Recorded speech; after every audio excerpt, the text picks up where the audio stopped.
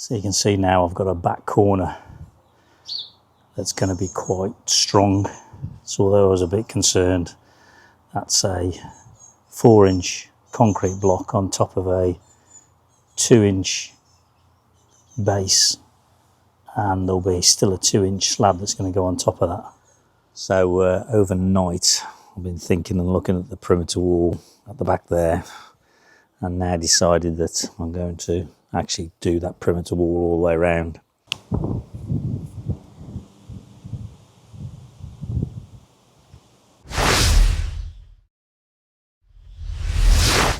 I was concerned about the type 1 stone just spilling away and not being contained. So I'm probably now going completely over the top with it. But let me know in the comments. But that's what I'm going to do. I've got enough blocks. I'm just going to utilise the blocks that I bought anyway, that I was going to sell, but I'm now not.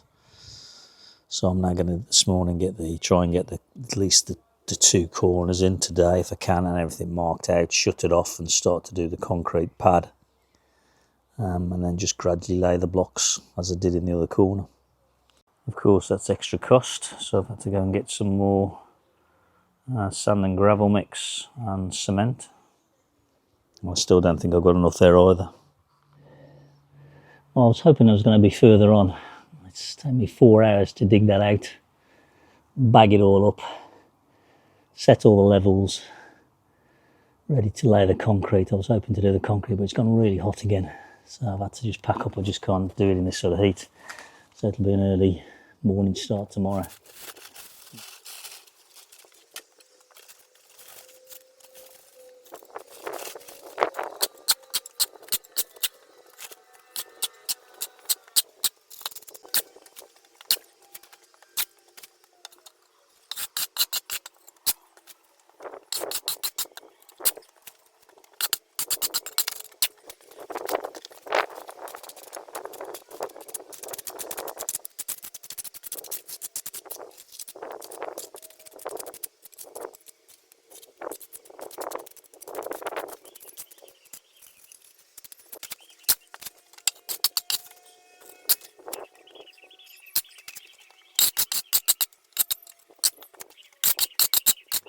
So I got up this morning around about 7:30.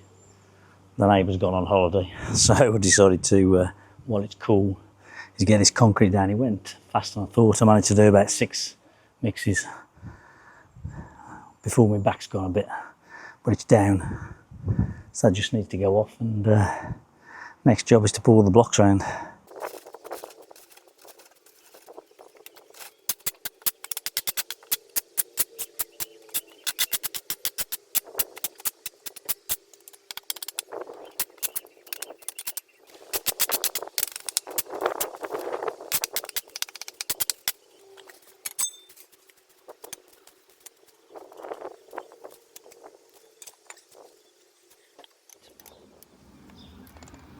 Well, I managed to miss the concrete block with the rubber mallet and give my finger a right good thump. It's filled up with loads of blood blister under the nail. It bloody hurts. So I've got all the blocks in place, bedded on mortar. I just need to now go and fill all the joist indentations, that's all, just to smooth that off. So then I've got a delivery of slabs and also type 1 MOT stone, which go in the middle. I need to tamper that down, compress that as much as I can. The slabs I think are going to be 5 by 3 rows, so that's 600 by 600 by 50mm thick the concrete slabs, the pavers, that will lay on top, and that'll allow me to get it really dead level, because I say unfortunately the old shed base was moving a bit, so that's why I've decided to go with this external, I guess, retainer wall, to give me strength, but also allow me to put that concrete slab on top. It might be a bit over the top, I don't know, but it is what it is. So that's coming on Thursday. So that's about it on that. I must admit, I'll be glad when this is out of the way. Of course, I banged my finger this morning. I didn't bang it, I hit it with a bloody mallet full whack. So I think it's cut underneath, it's filled all the nail with blood, so I'm pretty sure that's going to come off. But it's just painful as hell, and I keep bloody catching it. which is the worst thing. Unfortunately, the last paver wouldn't go in the slot.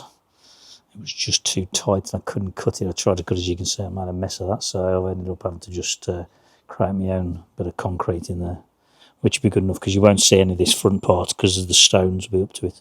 And I think I'm going to have a little path in front of the shed anyway. So I'm not worried about the look of the concrete blocks.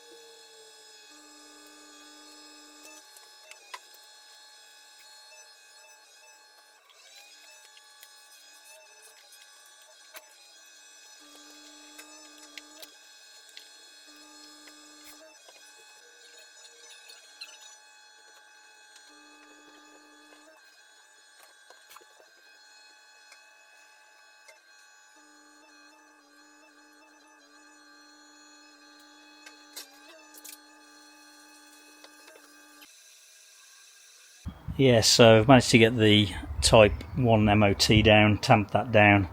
That's about 75 to 100 mil thick, so I'm quite happy with that, and I keep on going around tamping it and tamping it and tamping it, so I think it's going to be okay. The slabs are really heavy, so that's probably going to be my biggest challenge, because lifting those into position, putting that pressure on my back, and as you know, if you follow the channel, I've got a fairly weak back, so I've got to do that without too many lifting in and out and position it, and so that's about getting the mortar consistency right, and not sliding it in. It's almost got to lift it in, which is going to put some pressure on my back, so that'll be a slow job one at a time. I'm going to do the 4 corners first, and the reason I'm doing that is I want to get all the levels right. So in between the slabs coming lengthways, it's about 18 mils, a bit long and wider than I thought. That's only because I'm going 10 feet and an inch and 6 feet and an inch. I think it's 12 millimetre gap the other way, but that's okay, I can fill that in. At the end of the day, it's a base under the shed, so it's just, the main thing is it's going to be perfectly flat, so I'm quite happy with that. But I'm be glad when all this is done, because of my body's starting to back up a bit. I pull muscles in my left shoulder, lifting bags, twisting and slinging bags, so that's gone. So I'm on my last legs at the moment with body where it needs a bit of a rest, but obviously I've got to get the shed base done, because they need to come and install it in a few weeks time, so I've got to send them photographs of that, because they have to approve it. So they're quite, obviously if they're going to put a warranty on it, they're going to make sure that that the base is done adequately, because that's something they can't control. But I think we're getting there. We're on the last stretch now.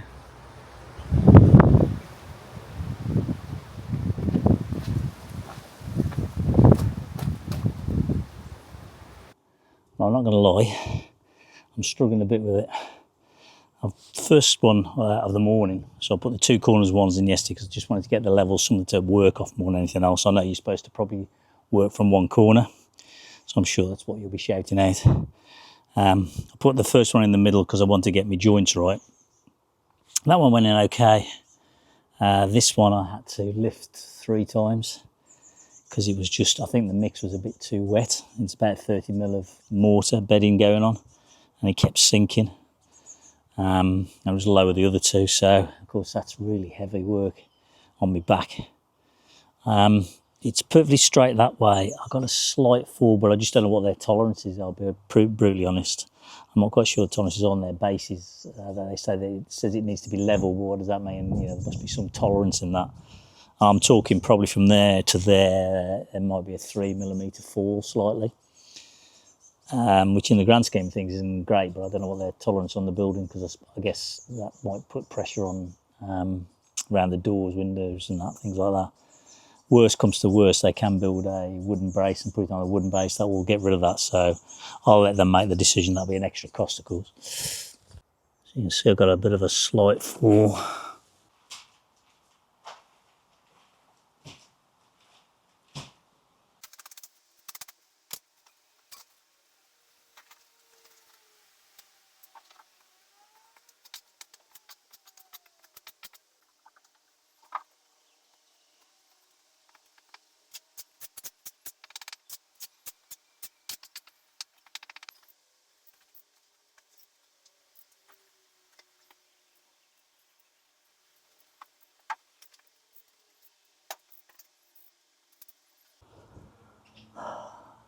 finished. I must admit, it's broken me. Knocking up the concrete and lifting those slabs has done me back, my shoulder, everything. But I just finished it this morning. Just a little bit of pointing to do and that's it.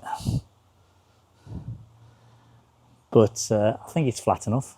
So that's the next thing I need to do. I just need to get my measures down and just do some photographs for them, send them off to them, and then wait for them to tell me it's okay. And then get an installation date off the people who are going to install the workshop shed.